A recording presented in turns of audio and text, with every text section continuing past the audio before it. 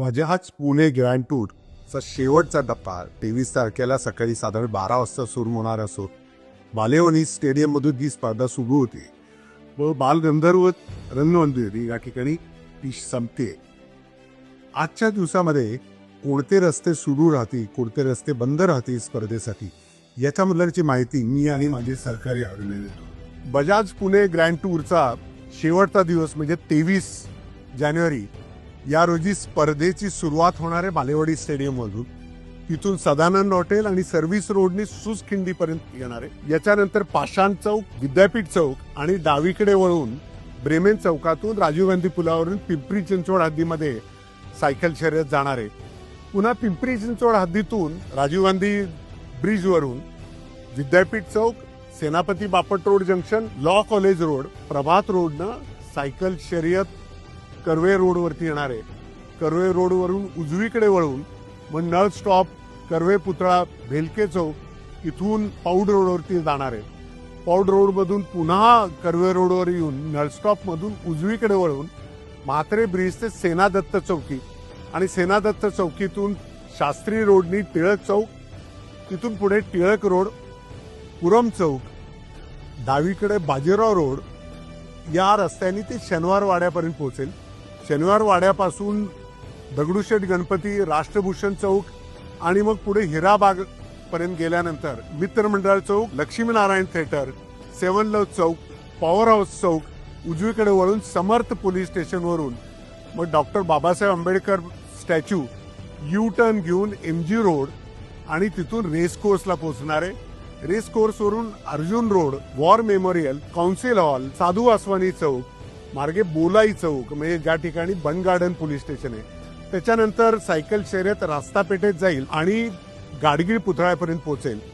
यानंतर तिथून सरळ शिवाजी रोडनी सिमला चौक, नतावाडी डेपो आणि डावीकडे वळून फर्ग्युसन कॉलेज रोडने उलट्या दिशेने ज्ञानेश्वर पादुका चौक, गुडलक चौक, गरवारे ब्रिज इथून डावीकडे वळून जंगली महाराज रोडला उलट्या दिशेनं या स्पर्धेचा शेवट हा बालगंधर्व थिएटर या ठिकाणी होणार आहे. 23 तारखेला साधारण 12 ते 3 या दरम्यान जे रस्ते बंद होणार आहेत याची माहिती आपल्याला दिली, परंतु कोणते रस्ते उघडे राहतील याची माहिती थोडक्यात लक्षात घ्या. Sinhagad road, Satara road, Solapur road, Magarpatta किंवा मगरपट्टा बायपास रोड, नगर रोड, जुना पुणे मुंबई रस्ता हे रस्ते या स्पर्धेने बाधित होणार नाहीयेत. या रस्त्यांचा जर आपण वापर केला तर आपण शहराच्या एका ठिकाणावरून दुसऱ्या ठिकाणी पोहोचू शकणार आहे.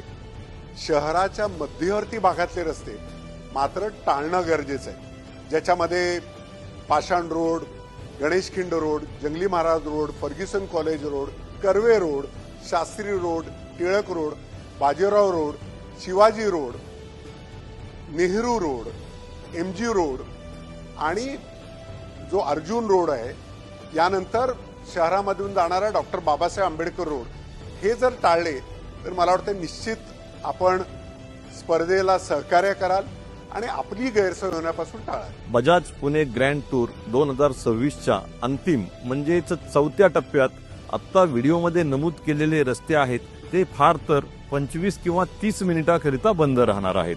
या काळामध्ये फक्त आपल्याला वाहनांना जाण्याकरिता मनाई करण्यात येत आहे, परंतु रेस पाहण्याकरिता पायी आपण या मार्गावर येऊ शकता. पुणे पोलिसांनी अशा पद्धतीने नियोजन केलेलं आहे की नागरिकांना जास्ती वेळ रस्त्यावरती थांबायला लागू नये.